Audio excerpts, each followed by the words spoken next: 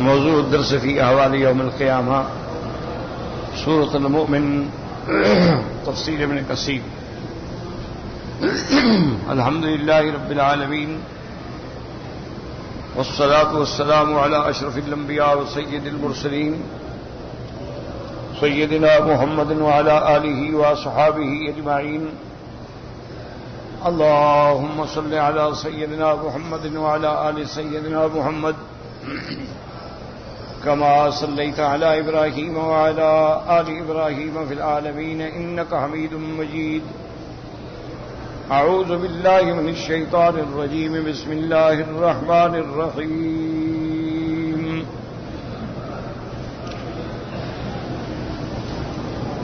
رفيع الدرجات ذو العرش يلقي الروح من أمره على من يشاء من عباده يلقي الروح من أمره على من يشاء من عباده لينذر يوم التلاق يوم هم باردون لا يخفى على الله من شيء لمن الملك اليوم لله الواحد القهار.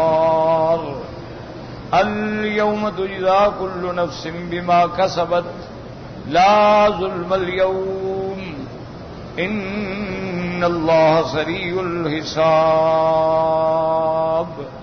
قال المؤلف والمفسر رحمه الله تعالى أدام النفع بعلومه وعلومكم في الدارين آمين إلى أن قال يقول تعالى مخبرا عن عظمته وكبريائه وارتفاع عرشه العظيم العالي على جميع مخلوقاته كالسقف لها كما قال الله تبارك وتعالى في مقام آخر من الله ذي المعارج تعرج الملائكة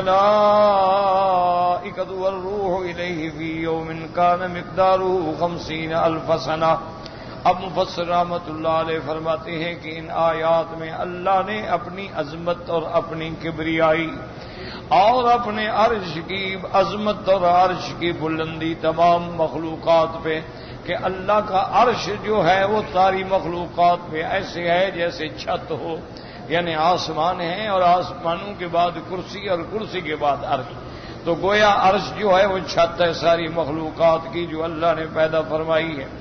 دوسرے مقام پہ بھی اللہ فرماتی من اللہ ذی المعارج، اللہ کی طرف سے جو بڑے درجات والے بڑے شان والے بلندی والے ہیں. تعرج الملائکۃ والروح الیہ، اللہ کے فرشتے اور جبرائیل اسی کی طرف جاتے ہیں فی یوم، ایک دن میں جس کی مقدار کان مقدارہ 50,000 سنۃ، جس کی مقدار جو ہے 50,000 سال کے برابر ہے. یعنی ایک قول یہ ہوا جو میں نے خلاصہ درس میں عرض کیا تھا کہ تحت الثری سے لے کر عرش تک جانے میں جو وقت لگتا ہے وہ 50,000 سال کے برابر ہے. ایک قول یہ ہے، اور ایک قول مبارک یہ ہے کہ عرش کا قطر جو ہے وہ خود اتنا طویل عظیم ہے کہ اس طے کرنے کے لیے 50,000 سال لگتے ہیں. فرماتے ہیں سیاتی انشاءاللہ تعالی بیان ان هذه مسافۃ ما بین العرش الى الارض السابعۃ فی قول جماعت من السلف والخلف وهو الارجح انشاءاللہ. اب مفسر رحمۃ اللہ علیہ فرماتے ہیں کہ انشاءاللہ تفصیل سے بیان آئے گا کہ یہ مسافت جو 50,000 سال میں طے ہوتی ہے، اس سے مراد یہ ہے کہ عرش سے لے کر زمین تک، یعنی زمین تحت الثری سے لے کر عرش تک جو مسافہ ہے، جماعت من السلف والخلف، سلف اور خلف میں سے ایک جماعت کا یہی قول ہے. اور مفسر فرماتے ہیں وہو الارجح، اور یہی قول راجح ہے کہ یہ مسافت جو ہے زمین کے نیچے سے لے کر عرش تک کے لیے. اور اس کے بعد فرماتی ہیں وَقَدْ ذُكِرَ غَيْرُ وَاحِدٍ أَنَّ الْعَرْشَ مِنْ يَاقُوتَةٍ حَمْرَاءٍ اتساع ما بین قطريه مسیرۃ 50,000 سنۃ. اور ایک قول مبارک یہ بھی ہے کہ اللہ کا جو عرش ہے وہ یاقوت حمراء، یاقوت سرخ سے بنا ہوا ہے، اور اس کے قطر کے درمیان میں یعنی ایک کونے سے ایک کونا جو فاصلہ ہے اس کی مسافت جو ہے وہ 50,000 سال ہے. وارتفاعه عن الارض السابعة مسيرة 50,000 سنة، اور آسمان زمین سابعہ یعنی ساتویں زمین جو نیچے ہے اس سے بھی اوپر کا فاصلہ جو ہے وہ 50,000 سال ہے۔ وقد تقدم فی حدیث الاول ما يدل على ارتفاعه عن السماوات السبع بشيء عظیم۔ اب مفسر فرماتا ہے کہ حدیث اول میں آپ پہلے بھی پڑھ چکے ہیں کہ زمین سے عرش کا مسافت جو ہے وہ بہت بلند ہے اور بہت بڑی ہے۔ وقوله تبارک وتعالى يلقي الروح من امره على من يشاء من عباده كقوله جلت عظمته ينزل الملائكة بالروح من امره على من يشاء من عباده انذروا انه لا الہ الا انا فاتقون۔ اللہ تبارک و تعالیٰ اپنی وحی بھیجتے ہیں اپنے حکم سے اپنے جس بندے پہ چاہتے ہیں، جیسے فرمایا ملائکہ اترتے ہیں وحی لے کر اللہ کے حکم سے علی من یشاء من عبادہ، جس بندے پہ اللہ چاہتے ہیں، اور ان کو اللہ حکم دیتے ہیں کہ انذروا کہ اب لوگوں کو اپنی امت کو ڈرائیں، انہ لا الہ الا انا فاتقون، کوئی معبود برحق نہیں مگر میں یعنی اللہ سے ڈرو۔ اور جیسے فرماتے ہیں وَإِنَّهُ لَتَنزِيلُ رَبِّ الْعَالَمِينَ، یہ وحی اور قرآن اور کتاب جو ہے اس رب العالمین کی طرف سے اتارا ہوا ہے۔ نزل بہ الروح الامین، اور اس کو لے کے اترنے والے حضرت جبریل علیہ السلام ہیں جو امانت والے ہیں۔ علی قلبک لتکون من المنذرین، تاکہ آپ کے دل پہ وہ اللہ کی وحی اتارتے ہیں تاکہ آپ ہوں ڈرانے والے امت کو اللہ کے عذاب سے۔ اسی طرح یہاں فرماتے ہیں وَلِهَذَا قَالَ عَزَّ وَجَلَّ لِيُنذِرَ يَوْمَ الطَّلَاقِ۔ قال علی بن ابی طلحہ عن ابن عباس یوم الطلاق اسم من اسماء یوم القیامت حذر اللہ منہ عبادہ۔ اس روایت میں آتا ہے کہ حضرت ابن عباس فرماتی ہیں کہ یوم الطلاق جو ہے یہ بھی نام ہے قیامت کے ناموں میں سے، جیسے قیامت کا نام قیامت بھی ہے، الساعہ بھی ہے، الراجفہ بھی ہے، الآزفہ بھی ہے، اسی طرح یہ نام ہے۔ اور بعض مفسرین فرماتے ہیں یوم الطلاق مانا اس دن جب ساری کائنات ایک دوسرے کو دیکھیں گے۔ اور اس کے بعد فرماتے ہیں حذر اللہ منہ عبادہ، اللہ تبارک و تعالی ڈراتے ہیں اس دن سے کہ اس قیامت والے دن سے ڈرو، اپنے عقائد کی اپنے اعمال کی اصلاح کرو۔ وقال ابن جریج قال ابن عباس رضی اللہ عنہما یلتقی فیہ آدم وآخر ولدہ، انہوں نے فرمایا ینذر یوم الطلاق، انہوں نے کہا طلاق کا معنی یہ ہے کہ وہ ایسا دن ہوگا کہ حضرت آدم سے لے کر ان کی آخری اولاد تک جو ہے سب ایک میدان میں جمع ہوں گے، سب میدان محشر میں حاضر ہوں گے، جیسے کہ اللہ تبارک و تعالی نے فرمایا انکم محشورون یوم القیامہ، قیامت والے دن تم سب کو اٹھ کے حاضر ہونا ہوگا۔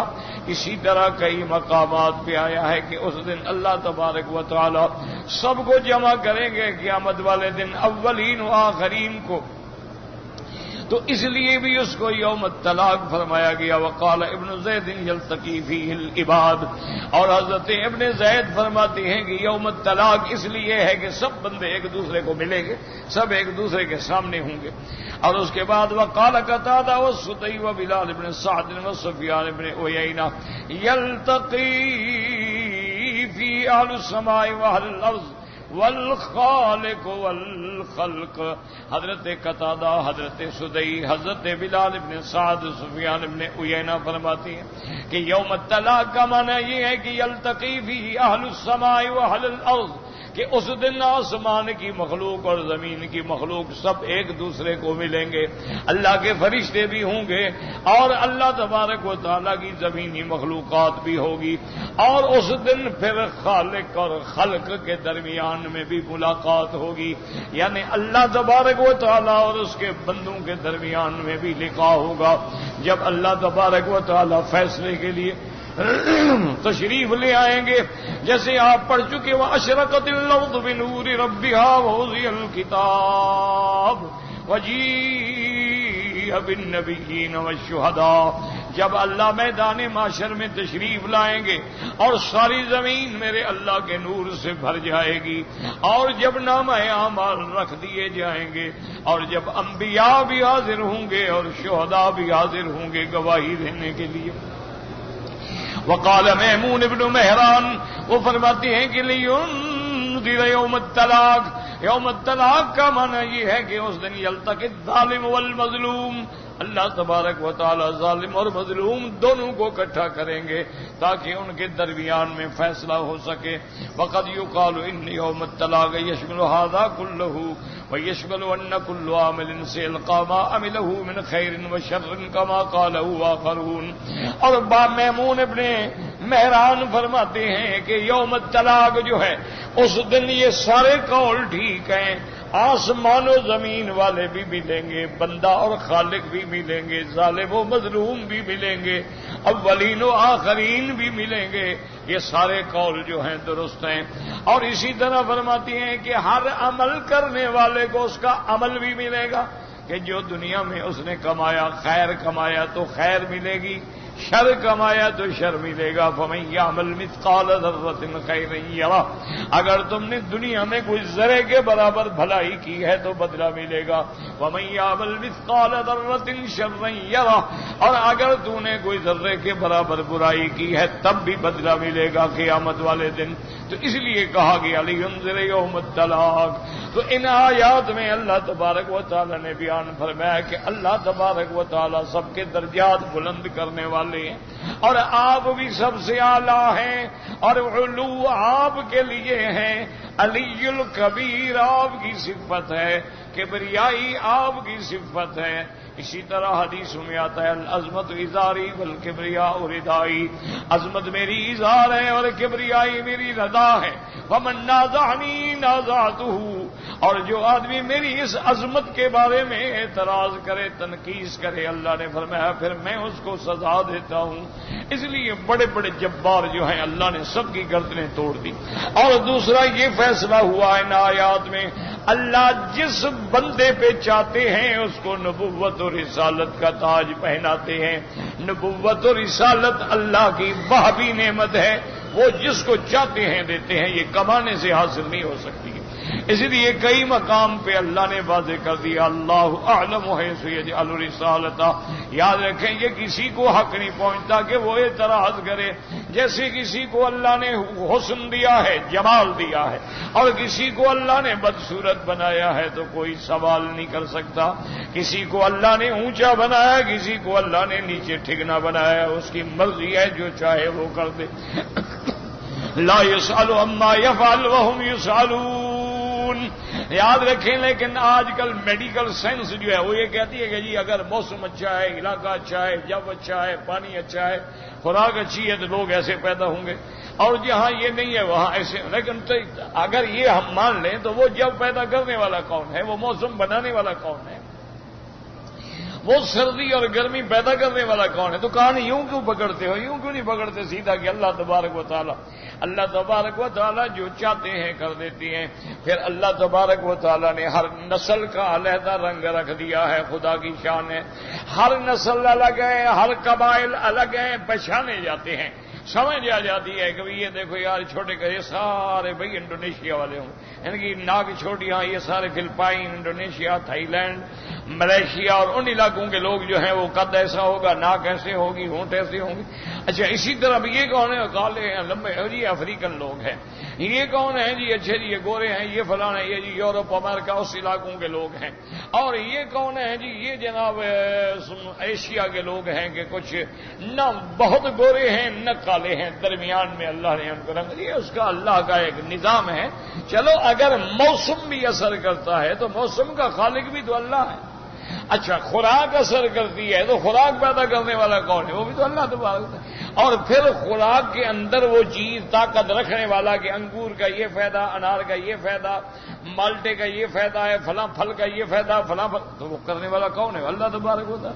تو مسلمان تو سیدھی بات کرتا ہے نا اللہ کی. اسی لیے علماء نے کہا ہے، بات سمجھو، کہ تندرستی ہے یا بیماری مسلمان کو بھی آتی ہے، کافر کو بھی آتی ہے۔ اولاد ہے، مسلمان کی بھی ہوتی ہے، کافر کی بھی ہوتی ہے۔ اچھا، اسی طرح نفع ہے، نقصان ہے، صحت ہے، تندرستی ہے، سب کے لیے ہوتی ہے۔ فرق پھر کیا ہے؟ یاد رکھو، موت ہے سب کو آتی ہے، اگر ہم مریں گے تو انگریز بھی مریں گے، گورے بھی مریں گے، کالے بھی مریں گے، سرخ بھی مریں گے، سفید بھی مریں گے۔ لیکن مومن اور کافر کا فرق سمجھو، دماغ میں اچھی طرح بٹھا لو، ایک لفظ میں ساری بات انشاءاللہ سمجھ آ جائے گی۔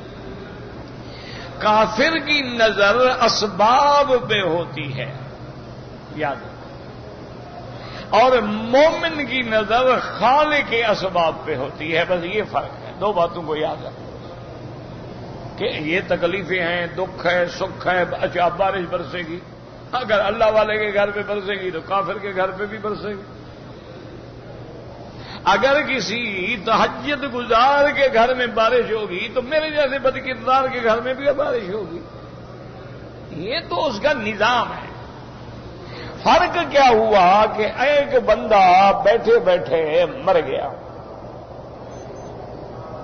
اب جو ڈاکٹر ہیں یا مثلا غیر مسلم لوگ ہیں وہ کہیں گے جی اس کو ہارٹ اٹیک ہوا ہے، اور بڑا شدید اٹیک ہوا ہے، اور دوسرا اس کو لوگوں نے سنبھالا ہی نہیں کہ فوراً ہسپتال میں پہنچا دے، وہ وہیں کوئی پنکھا کر رہا ہے، کوئی پانی ڈال رہا ہے اتنے میں تاکہ وہ مر جائے اچھی طرح۔ لیکن مومن جو ہے نا سیدھی بات کا اسباب، اچھا اب وہ چیک کریں گے، یہ کریں گے، کہیں ہاں جی ہاں ہارٹ اٹیک ہوا ہے، تو سبب کیا بنا؟ Heart attack. ان کی نظر سبب پہ اٹک گئی۔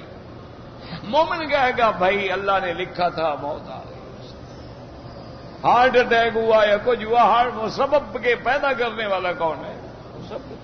تو مومن کی نظر اللہ پہ جاتی ہے اور کافر کی نظر اسباب پہ آتی ہے۔ اچھا، مومن ہے، بچہ ہوا تھا، کہا الحمدللہ یار اللہ نے مجھے اولاد دی ہے، دعا کرو اللہ صالح بنائے۔ کافر ہیں، وہ کہے گا جناب اس میں اللہ کا کیا کام ہے؟ میاں بیوی ملے ہیں، اس کے بعد نطفہ ٹھہرا ہے، پھر بچہ پیدا ہوا۔ او پہ الو، تو میاں بیوی کو کس نے پیدا کیا ہے؟ تو وہ اسباب میں اٹک کے رہ جاتا ہے اور ہماری نظر سیدھی مسبب الاسباب پہ جاتی ہے۔ رزق ملے گا، خوشی ملے گی، غم ملے گا، سب کہیں گے بھائی انا للہ و انا الیہ، اللہ نے لکھا تھا بھائی، یار تیرے رونے سے کیا ہو جائے گا؟ بولا اللہ کا فیصلہ تو ہو گیا۔ اسی لیے نا انا للہ و انا الیہ راجعون، سب کچھ اسی کے لیے تو ہے، اور ہم نے بھی تو اسی کی طرف لوٹ کے جانا ہے۔ ہم کہاں رہیں گے؟ ہم بھی جائیں گے۔ یہ تو موت کی ٹرین ہے، چل پڑی، جس کا اسٹیشن آ گیا وہ چڑھ گیا، جس کا آ گیا اتر گیا۔ وہ تو گاڑی تو چل رہی ہے نا پٹڑی پہ۔ تو اس لیے ہمیشہ یاد رکھیں کہ مومن اور کافر کا یہی فرق، یہی وجہ ہوتی ہے کہ جو لوگ بدعات میں پڑ جاتے ہیں، وہ احوا و احداث میں پڑ جاتے ہیں، وہ کہتے ہیں کہ جناب میں نے 11ویں شریف کی ہے تب میرے بچے کا بخار ٹوٹ گیا۔ اچھا بھی انگریز تو 11ویں نہیں کرتا، اس کا بخار کیوں ٹوٹ گیا؟ ہندو تو 11ویں شریف نہیں کرتا، سکھ بھی نہیں کرتا، ان کے بچے کا بخار کا تو وہ کہے گا جی ہم نے تو انجیکشن لگوایا ہے اسپتال میں اور ڈاکٹر بڑا سمجھدار تھا پھر بخار ٹوٹ گیا۔ تو کوئی انجیکشن میں اٹک گیا، کوئی 11ویں میں اٹک گیا۔ مومن کہے گا بابا اللہ نے شفا دی ہے، شفا دینے والا بھی خدا ہے، بیماری دینے والا بھی خدا ہے۔ اور یہی ابراہیم علیہ السلام نے کہا قوم سے اذا مرضت فہو یشفین، میں جب بیمار ہوتا ہوں شفا میرا مولا دیتا ہے، هو یطعمنی ویسقین، وہی مجھے کھلاتا اور پلاتا ہے۔ اب یہ معنی تھوڑا ہے کہ اللہ تبارک و تعالیٰ اپنے ہاتھوں سے ابراہیم علیہ السلام کھلاتے تھے، معنی یہ ہے کہ جو کھیت ہے، جو اناج ہے، جو پھل ہے، جو رزق ہے، سارا اسی نے تو دیا ہے، تو وہی ہمیں دے رہا ہے، وہی ہمیں پلا۔ اگر وہ دریاؤں میں زمینوں میں پانی ہی نہ رکھے کیا کر لو گے؟ اسی لیے اللہ کہتا ہے نا سورۃ الملک آپ ہمیشہ پڑھتے ہیں، قل ارأیتم ان اصبح ماؤکم غورا فمن یأتیکم بماء معین. اللہ فرماتے ہیں بندے بتلاؤ، ارے تم اخبرونی ان اصبح ماؤکم غورا، تم صبح کرو کنویں میں نظر ڈالو تو پانی میں نیچے لے جاؤں، پھر کون تمہیں پانی دے گا؟ کون تمہیں پانی دے گا؟ کیوں؟ اگر اللہ تب آپ دیکھیں نا جی کتنے علاقے ہیں اللہ پاک رحمت فرمائے، اللہ پاک رحمت فرمائے اور اپنے عذاب رفع فرمائے. سینکڑوں ہزار میں لاکھوں ایکڑ زمینیں ایسے پھٹ گئی ہیں، پانی نہیں. اچھا، اور کتنے علاقے ہیں کہ وہاں واٹر لیول اتنا اپ ہو گیا ہے کہ ساری زمینیں کلر شور ہو گئی.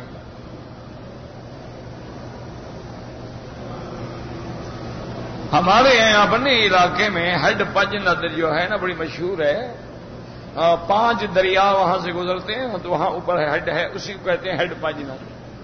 تو اس سے لے کر پتہ نہیں ہڈ حاجی پور تک یہ کہاں بالکل نہر کے کنارے چونکہ پانی رشتہ رہا لاکھوں ایکڑ کے تباہ ہو گئے. سیم ہو گیا، تھور ہو گیا، بڑے بڑے اس کے اندر سیم کے جال کھڑے ہیں.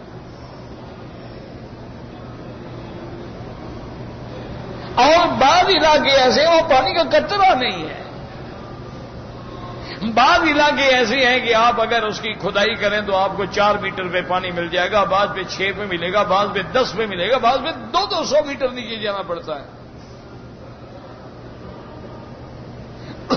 اچھا، اب لوگ جو بڑے شہروں میں ہیں، مثلا بمبئی ہے، ڈھاکہ ہے، کراچی ہے، کولکتہ ہے، یعنی بڑے بڑے جو شہر ہیں، وہاں تو اگر آپ 200-250-300 میٹر نیچے جا کے اپنا ڈرلنگ نہ کرائیں تو گندا پانی آتا ہے، جو آپ کا سیوریج کا پانی ہے وہ سارا آ جاتا ہے.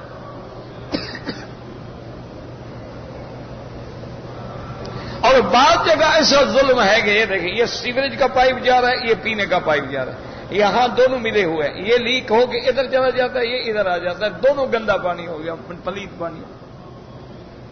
دیکھا نہیں آپ کے ہزاروں نہیں لاکھوں آدمی کو ہیپاٹائٹس ہو گیا ہے، جس کو دیکھو یرقان، جس کو دیکھو ٹی بی. کیوں؟ غریب کہاں جائے، کہاں سے پانی لائے؟ اچھا، اتنا غریب کے پاس کہاں حوصلہ ہے کہ پہلے پانی لائے، پھر اس کو گرم کرے، گرم کر کے اس کو باقاعدہ کپڑ سے صاف کرے اور پھر محفوظ رکھے. کون غریب بیچارے کو پینے کا نہیں ملتا تو کیا کرے گا وہ؟ جو گندا مندہ ہے پی لیا، اسی میں بچے نہا رہے ہیں، اسی بچے کھیل رہے ہیں، اور 2 دن کے بعد بیمار. اچھا، بیماری کے بعد آگے اتنے بڑے ظالم ہیں، اتنے بڑے جبار ہیں، اتنے بڑے ڈاکو بیٹھے ہوئے ہیں کہ دوائی ہے جس کا انسانی زندگی سے تعلق ہے. آپ جائیں گے جی 500 روپے کا جی اینٹی بائیوٹک کیپسول ہے، اس کیپسول کو کھول کے دیکھو اندر چنے کا آٹا ہے.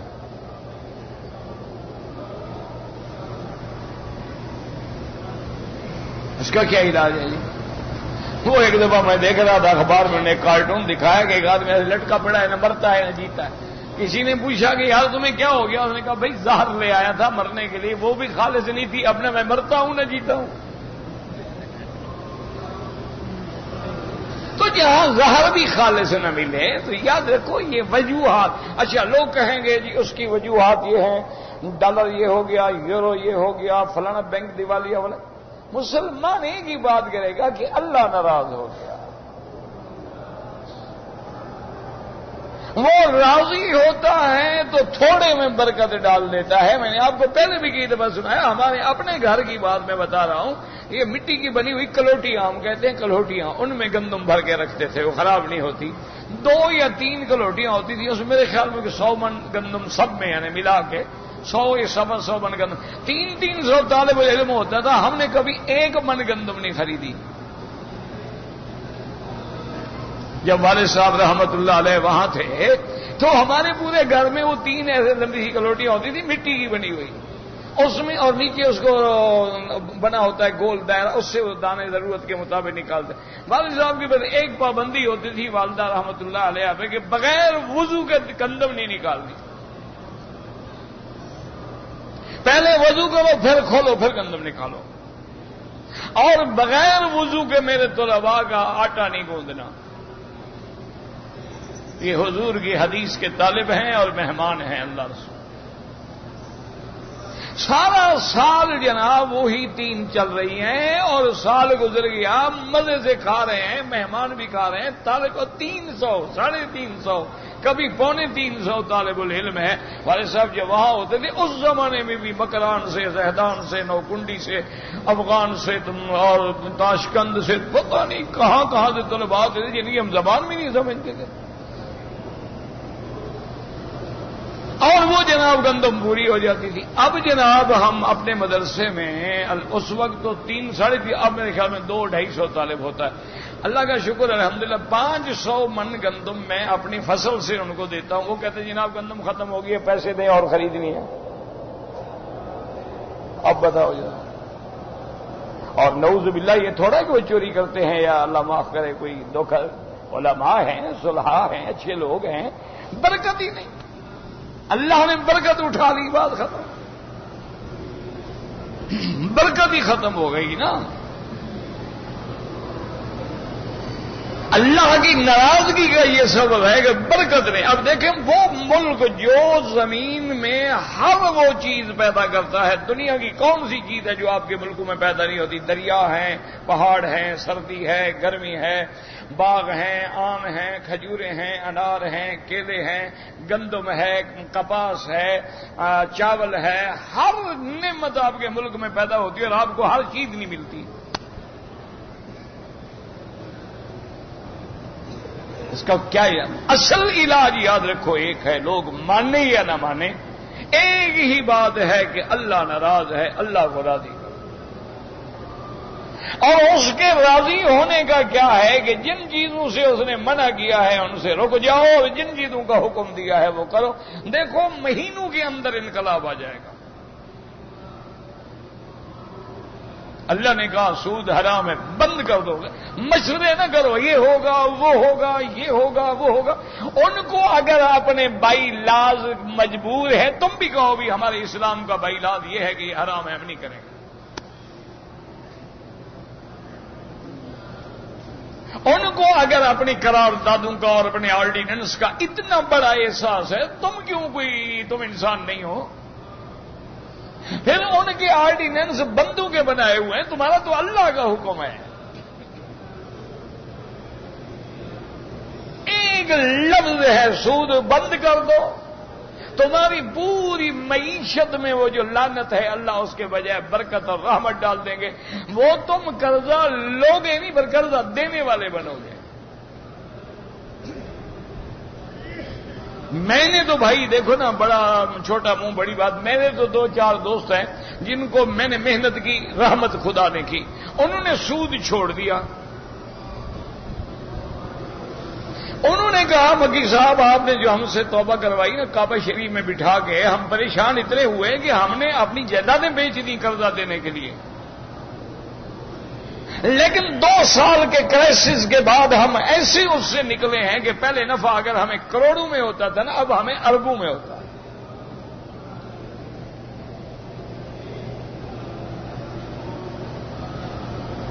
اور جو بینک جن کو روزانہ ہم منتیں کرتے تھے، اب وہ روز ہمیں منتیں کرتے ہیں کہ میاں صاحب آپ کو قرضہ نہیں چاہیے.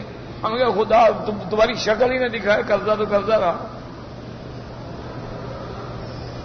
صرف 2-4 کام ہیں کہ بھئی دیکھو نا، اب اس میں تو کوئی بریلوی، دیوبندی، سنی، شیعہ نہیں ہے نا. سود تو سب کے نزدیک حرام ہے نا. ہمارے لوگ کہتے ہیں یہ کیا کریں حضرت، پھر سنی شیعہ کا جھگڑا ہو جاتا ہے. چلو جھگڑے والے کام تم نہ کرو، وہ مولوی مکی کے لیے چھوڑ دو. بھئی سود سب کے نزدیک حرام ہے. شیعہ بھی حرام کہتا ہے، سنی بھی حرام کہتا ہے، دیوبندی بھی، بریلوی بھی، تبلیغی بھی، سب کے نزدیک حرام ہے. کیوں؟ وہ تو نص ہے نا، قرآن ہے نا. احل اللہ البیع وحرم الربا، یہ تو قرآن ہے. اس میں کیا جھگڑا ہے بھائی؟ اس میں کیا دیوبندی، بریلوی، سبز پگڑی والے یا کالی پگڑی والے یا سفید پگڑی والے؟ سود بند کر دو. اچھا دنیا میں کون سا مذہب ہے مجھے بتاؤ کہ جو کہتا ہو شراب حلال ہے؟ کوئی مذہب. شیعہ کے نزدیک شراب حلال ہے، سنی، دیوبندی، بریلوی، کوئی سب کے نزدیک حرام. بند کر دو. اس میں تو کوئی جھگڑا نہیں نا، اس میں تو کوئی جھگڑا نہیں نا۔ کون دنیا میں مذہب ہے جو کہتا ہے کہ بد امنی ہو، نہ جان محفوظ، نہ عزت محفوظ، نہ مال محفوظ؟ تو اللہ کے قرآن کا فیصلہ کرو نا۔ جو لوگ زمین کے اندر فساد پھیلاتے ہیں ان کو جزا دو، یحاربون اللہ ورسولہ ان یقتلوا، ان کو یا قتل کرو یا پھانسیوں پہ لٹاؤ، اور تو قطع ایدیہم وارجلہم من خلاف، یا دایاں ہاتھ اور بایاں پاؤں کاٹ دو، دیکھو پھر جرم ہوتا ہے۔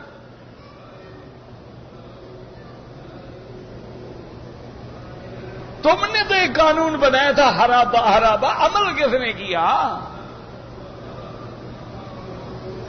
تم نے ایک قانون بنایا تھا جی شورا ہے، شورا کیا؟ وہ تو شوربا ہی ثابت ہوا۔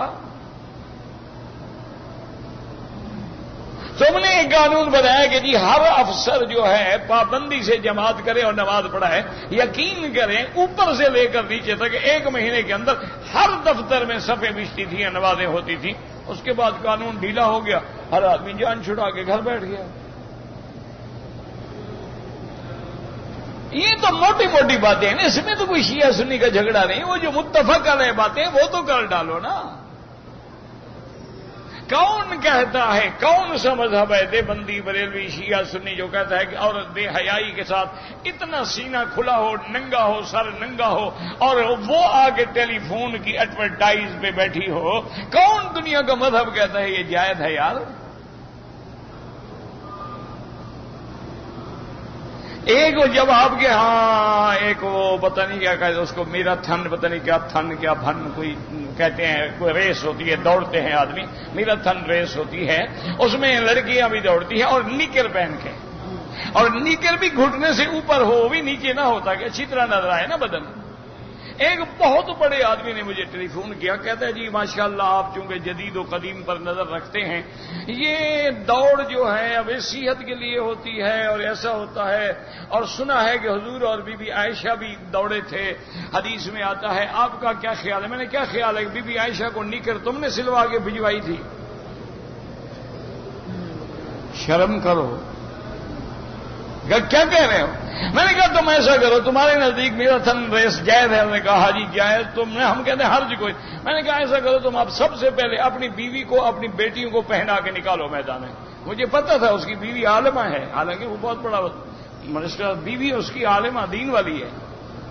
ہو جی وہ تو نہیں مانے گا۔ میں نے کہا لوگوں کی لڑکیوں کو نچواتے ہو، اپنی بیوی کو لے آؤ میدان میں، پھر بیٹی کو بھی لے آؤ، میں دیکھوں تمہاری بہادری۔ بھائی یہ جو بے حیائی ہے تو سب کے نزدیک بے حیائی ہے، چوری سب کے نزدیک چوری ہے، قتل سب کے نزدیک قتل ہے۔ یہ آپ کے ہاں کیوں نہیں فساد جھگڑے بند ہو رہے؟ وجہ کیا ہے؟ تم بند کرنا چاہتے نہیں؟ جھگڑا ہوگا تو مال بکے گا نا، جھگڑا ہوگا تو کوئی ادھر سے جلوس نکالے گا، کوئی ادھر سے رونق لگی رہے گی، ملٹری بنتی رہے گی۔ جھگڑا ختم کرنا ہو اللہ کو حاضر ناظر کر کے، کوئی مسلمان دہشت گرد نہیں ہو سکتا، کوئی کلمے پڑھنے والا کسی کا قاتل نہیں ہو سکتا۔ بیٹھ کے بات کر لو، رکشہ ختم۔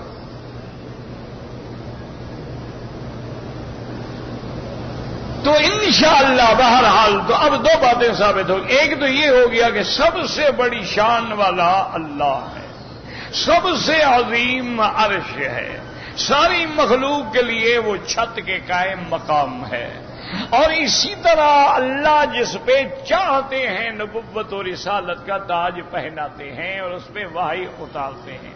اور کیوں اتارتے ہیں؟ تاکہ وہ بندوں کو، اپنی امت کو قیامت والے عذاب سے ڈرائیں، تاکہ وہ لوگ سیدھے راستے پہ آ جائیں۔ اور یاد رکھیں کہ یہ جو فرشتوں کا اترنا ہے یہ بھی حکم اللہ سے ہوتا ہے، اپنی مرضی سے نہیں اتر سکتے ہو۔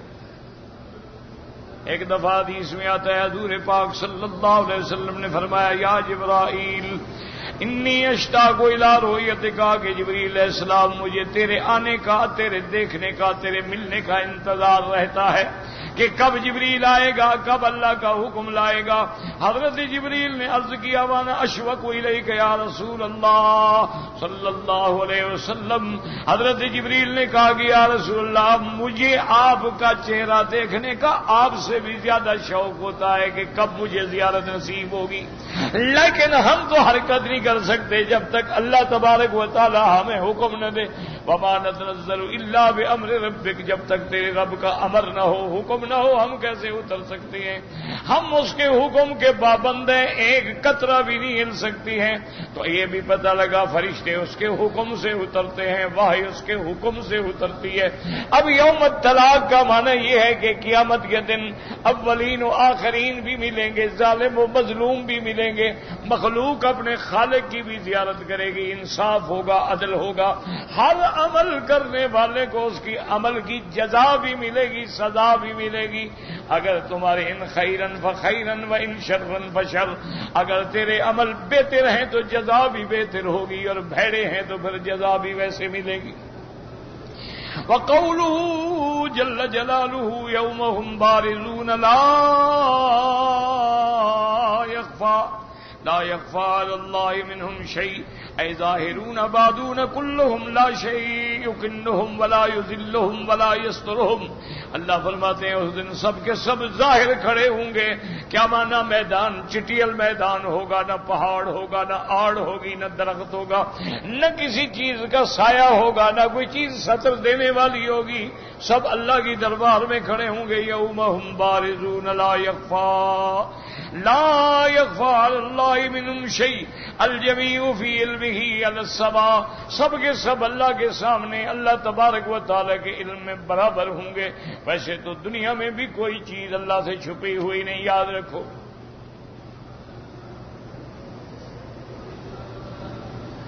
لا يخفى علیہ خافیہ، اللہ پہ کوئی چیز چھپی ہوئی نہیں ہوتی، لیکن قیامت کے دن اس کا عملاً اظہار ہوگا کہ زمین جو ہے وہ چٹیل میدان ہوگی، کوئی آڑ بھی نہیں ہوگی۔ یہاں کئی دنیا میں جیسے کوئی بندہ کسی دیوار کے سائے میں، پہاڑ کے سائے میں، غار میں آگے، لیکن وہاں کس چیز کے آگے چھپے گا۔ وَقَوْلُهُ تَبَارَكَ وَتَعَالَى لِمَنِ مُلْكُ الْيَوْمِ لِلَّهِ الْوَاحِدِ الْقَهَّارِ۔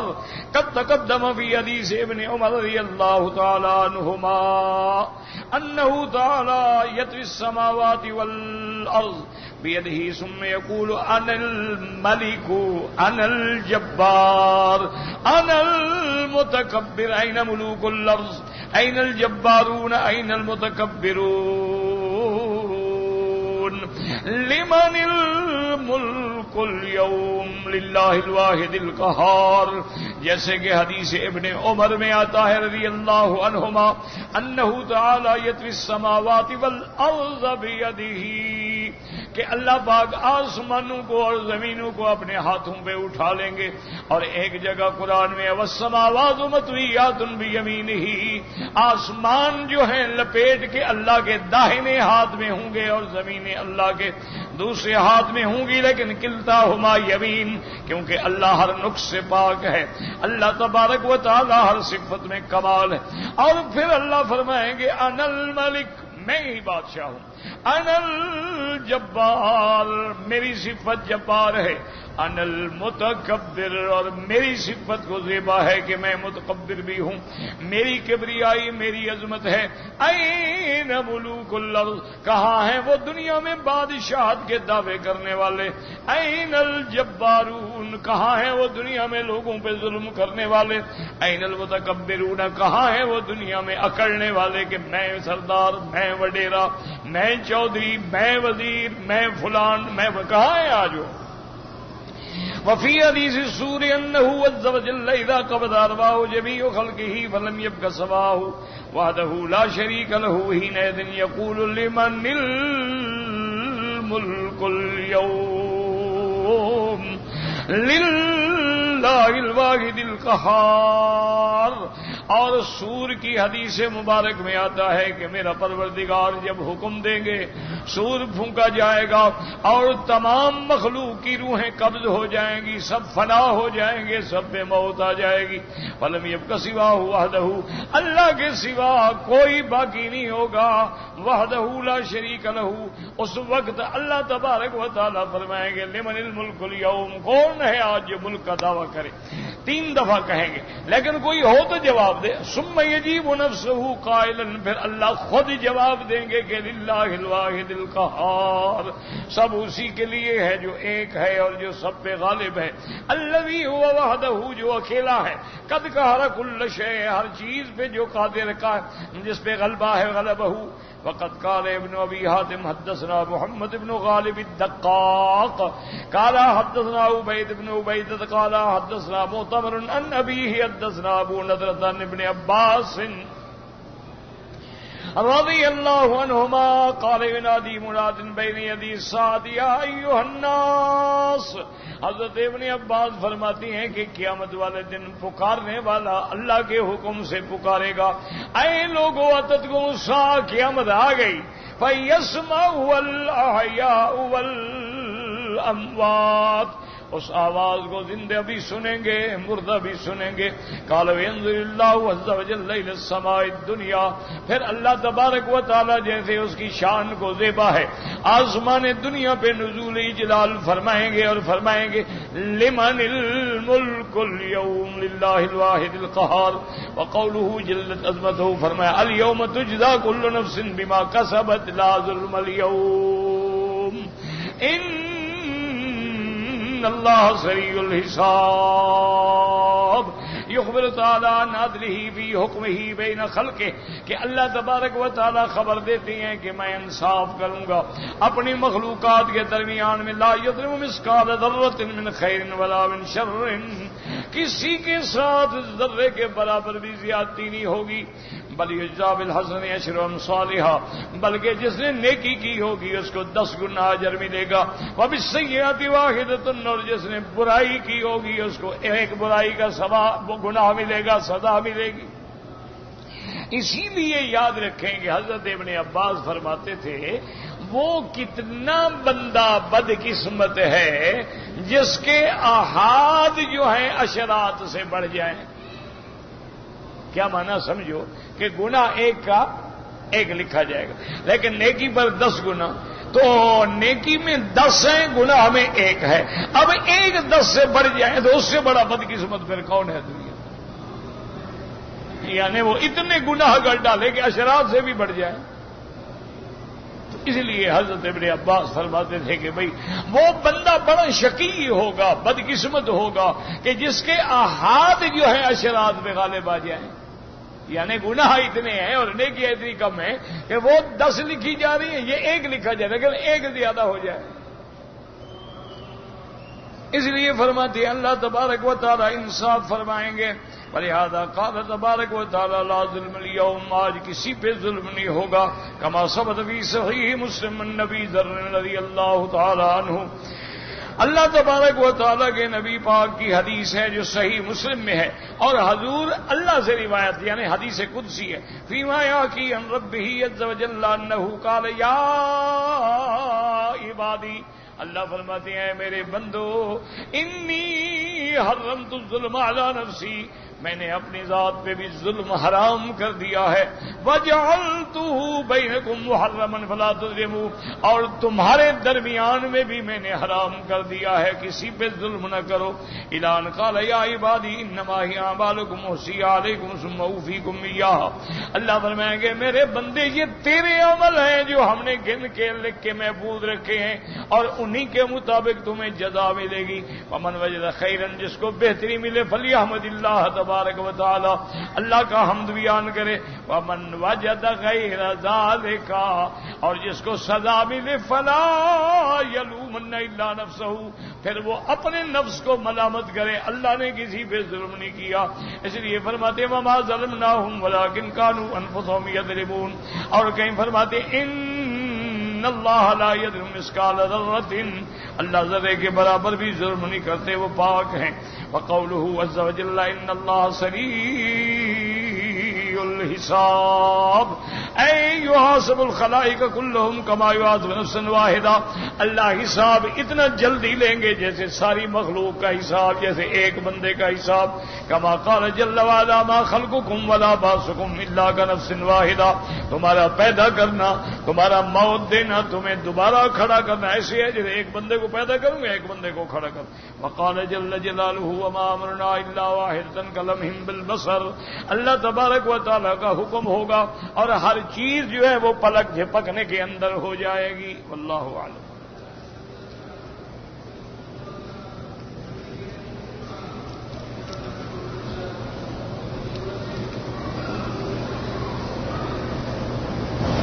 کہتے ہیں جی کہ قیامت کے علامات جو ہیں علامات کبرا، بڑی علامتیں، بڑی علامات میں ایک تو خروج دابہ ہے کہ جبل صفا سے ایک جانور نکلے گا لیکن بندوں کی طرح بات کرے گا. اسی طرح بڑی علامات میں خروج دجال ہے کہ دجال ظاہر ہوگا. اسی طرح بڑی علامات میں خروج یاجوج و ماجوج ہے کہ وہ قوم نکلے گی اور دنیا میں تباہی پھیلا دے گی. اسی طرح بڑی علامات میں نزول عیسیٰ ابن مریم ہے کہ حضرت عیسیٰ ابن مریم نازل ہوں گے. تو یہ ساری علامات ہیں. اور بھی دیگر بڑی بڑی علامات ہیں جو حضور پاک نے تقریباً 10 چیزوں کا ذکر فرمایا. کہتے ہیں جی کہ میرے 4 لڑکے ہیں، شادی شدہ ہیں. فجر کی نماز کے لیے ان کو اٹھانا، ان کا دروازہ کھٹکھٹانا، بالکل یہ تو نماز اللہ کا حکم ہے. اس میں اپنے بچوں کو، اپنے خاندان کو جہنم کی آگ سے بچاؤ. پہلے تو حالات ایسے پیدا کرو، ان کو سمجھاؤ، نصیحت کرو، اچھی کتابیں پڑھاؤ، علماء کی صحبت میں بٹھاؤ، اللہ والوں کی صحبت میں بٹھاؤ کہ وہ خود اٹھے.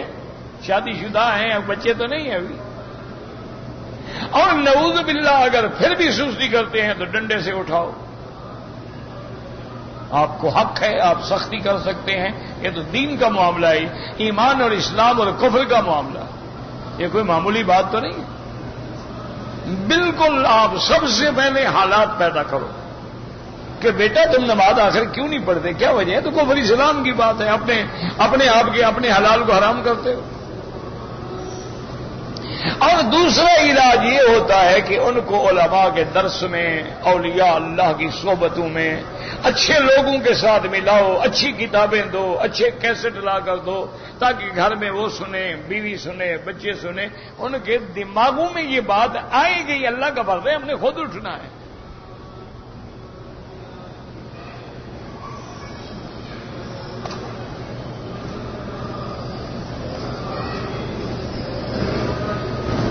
ایک عورت ہے، شادی شدہ ہے، اس نے عمرہ کیا، 3 چکر صفا کے مار کے اپنے بال کاٹ دیے، بالکل ایک بکری دم پڑ گئی، وہ دم ادا کرے.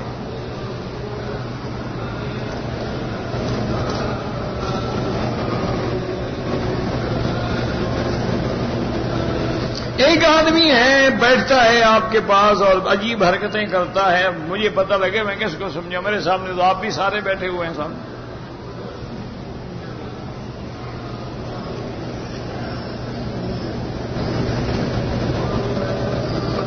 کہتے جی کہ آپ نے فرمایا تھا کہ لوہے کی انگوٹھی پہننا حرام ہے، لیکن میں نے ایک حدیث میں پڑھا ہے کہ حضور پاک نے ایک صحابی سے کہا تھا کہ بھئی اگر لوہے کی انگوٹھی بھی ہے تو لے آؤ، تو پھر اس کا معنی ہے وہ جائز ہے. تم نے سمجھا نہیں اس کا کیا علاج ہے.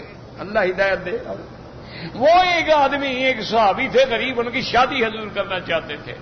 آپ نے فرمایا اللہ کے بندے جاؤ کوئی چیز تو لے آؤ نا، بیوی کو حق محق تو دے گو. میرے پاس ہے کچھ نہیں تو کیا لے آؤں. انہوں نے کہا حضور یا تو میرے گھر میں کوئی چیز چھپی پڑی ہے کہ لے آؤں. آپ نے فرمایا فل تمس ولو خاتمن من حدید. اللہ کے بندے کوئی چلو چاندی سونے کی نہیں دے سکتے ہو بیوی کو، کوئی لوہے کی انگوٹھی اس کو دے دو. مانا یعنی کوئی چھوٹی سے چھوٹی چیز لے آؤ. یہ مانا نہیں کہ انگوٹھی لے آؤ پہناؤ. وہاں لوہے کی انگوٹھیاں بنتی تھیں اس کے پاس. یہی تو مصیبت ہے نا کہ لوگ حدیث پڑھتے ہیں سمجھتے نہیں. مشکل تو یہی ہے. کہہ دیتے ہم نے حدیث پڑھی ہے. ہاں جی ماشاءاللہ، تو کسی استاد سے پڑھو. وہ تو حضور اس کو یعنی ایک نصیحت فرما رہے یار کوئی چھوٹی سی چیز بھی لے آؤ. اس نے کہا حضور میرے گھر میں کچھ ہے ہی نہیں، کیا لے آؤں؟ آپ نے فرمایا اچھا حل معک من السور من القرآن ہے، تمہیں قرآن کی کوئی صورتیں آتی ہیں؟ انہوں نے کہا یا رسول اللہ میں سورۃ قضا و قضا و قضا و قضا، مجھے تو فلاں صورت یاد ہے، فلاں صورت یاد ہے، فلاں صورت. اور اچھا تم بیوی کو یہی قرآن پڑھا دینا، چلو تمہارا نکاح کر دینا. انہوں نے کہا اور تمہارے پاس کچھ نہیں، چلو بیوی کو یہی صورتیں یاد کرا دینا. اس لیے اب یہاں بھی محدثین اور علماء اور فقہا کا اختلاف ہے کہ کیا اللہ نے قرآن کی صورتوں کی اجرت جو ہے پڑھانا جو ہے اس کو بزو کا عوض بنایا ہے، کیا وہ حق المہر بن سکتی ہے؟ بعض علماء کہتے ہیں کہ ہاں بن سکتی ہے. بعض علماء فرماتے ہیں کہ نہ، مانا یہ تھا کہ بھی چلو ابھی نکاح کر لو، پھر جب اللہ توفیق دے گا اس کو دے دینا، ورنہ قرآن کو ہم بزو کا عوض کیسے بنائیں؟ اس لیے یہ تو بہت بڑی بات ہے. تم حدیث تو پڑھ لیتے ہو لیکن اگلی بات تمہیں کون سمجھائے گا؟ یہی تو ہم رونا رو رہے ہیں کہ اللہ کے بندے ایک ترجمے والی کتاب لے لیتے ہیں، یہ جی بخاری شریف کا ترجمہ ہے، ٹھیک ہے جی. اللہ کے بندے ہمارے پڑھتے پڑھاتے ہماری جان نکل گئی، ہمیں تو ابھی تک بخاری شریف نہیں آتی. ہمیں تو ابھی تک بخاری شریف کی حدیث مبارک میں اتنی الجھن ہو جاتی ہے کبھی کبھی. ساری فتح الباری ہے، فیض الباری ہے، عون الباری ہے، امداد الباری ہے، فضل الباری ہے، روح المعانی، ساری دنیا کی شروعات کھول کھول کے نہیں سمجھ آتی. پھر لازماً علماء سے رجوع کرتے ہیں کہ جی یہ بخاری شریف کی حدیث مبارک ہے، یہ ہمیں تو سمجھ نہیں آ رہی. اور تم اردو ترجمہ پڑھ کے ماشاءاللہ مجتہد بن جاتے ہو. اب کیا کریں آپ؟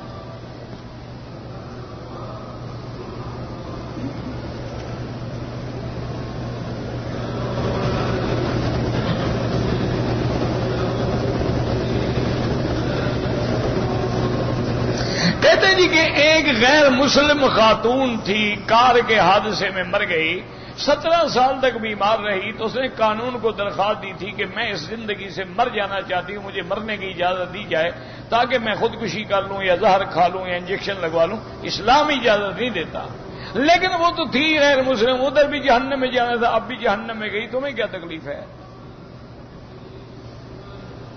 ورنہ اسلام نہیں اجازت دیتا کہ کوئی آدمی بیماری سے تنگ آ کے خودکشی کر لے. اللہ کی مرضی ہے، برداشت کرو. 40 سال تک اللہ کے پیغمبر حضرت ایوب علیہ السلام بیمار رہے.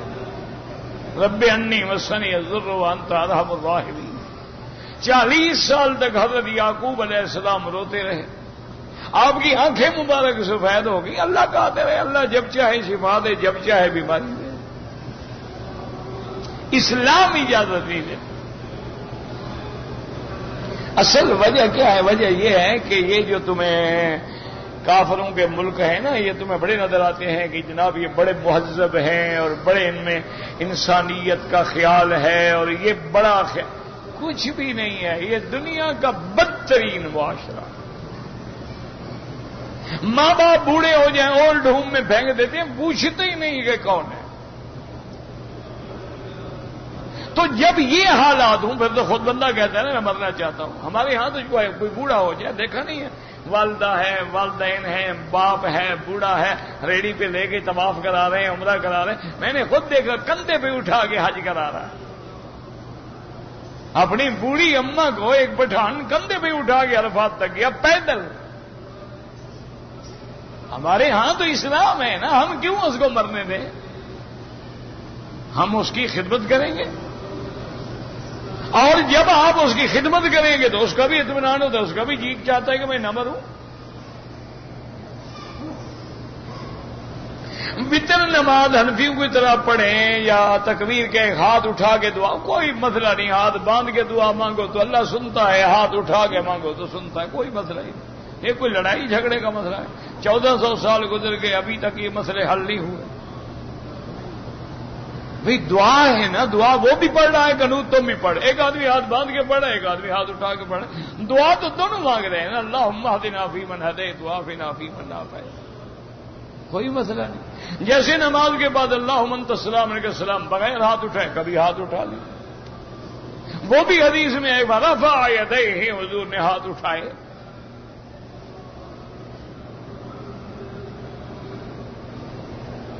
رمضان شریف میں امام کے ساتھ وتر پڑھیں، بالکل پڑھیں، اپنے پڑھیں مرضی، امام کے ساتھ پڑھیں مرضی، کوئی کفر اسلام نہیں ہے. تو افضل اعلیٰ اولا کی بات ہے. پڑھتے تو وہ بھی 3 رکعت ہیں، 2 پہ سلام پھیر دیتے ہیں، پھر کھڑے ہو جاتے ہیں. تم سلام نہیں پھیرتے، 3 کے بعد سلام پھیرتے، جھگڑا تو کوئی نہیں ہے.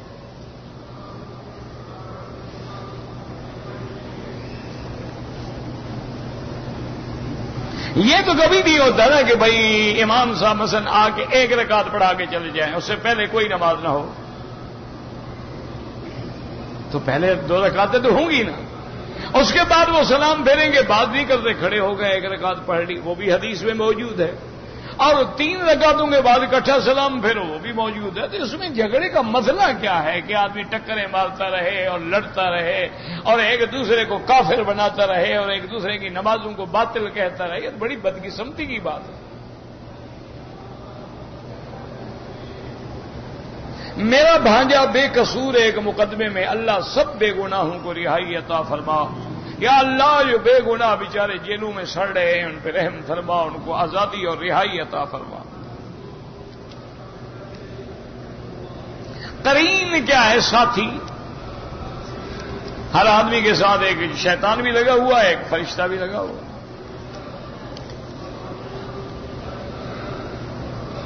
نسوار بیچتا ہوں، نہ بیچا کرو، کیونکہ بعض علماء کہتے ہیں حرام ہے، بعض کہتے ہیں مکروہ ہے، لیکن پھر بھی تو بری چیز ہے نا.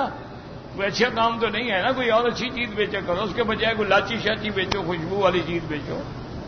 ربنا تقبل منا انك انت السميع العليم وتب علينا انك انت التواب الرحيم. اللهم اجعل لنا وللمسلمين من كل هم فرجا ومن كل ضيق مخرجا ومن كل بلاء عافيه. اللهم انا نعوذ بك من زوال نعمتك وتحول عافيتك فجاءة نقمتك وجميع سخطك. اللهم انا نعوذ بك من الهم والحزن ونعوذ بك من العجز والكسل ونعوذ بك من البخل والجبن ونعوذ بك من غلبة الدين وقهر الرجال. ربنا آتنا في الدنيا حسنة وفي الآخرة حسنة وقنا عذاب النار. صلى الله تعالى على خير خلقه سيدنا محمد وعلى آله وصحبه أجمعين. اللهم صل على سيدنا محمد وعلى آله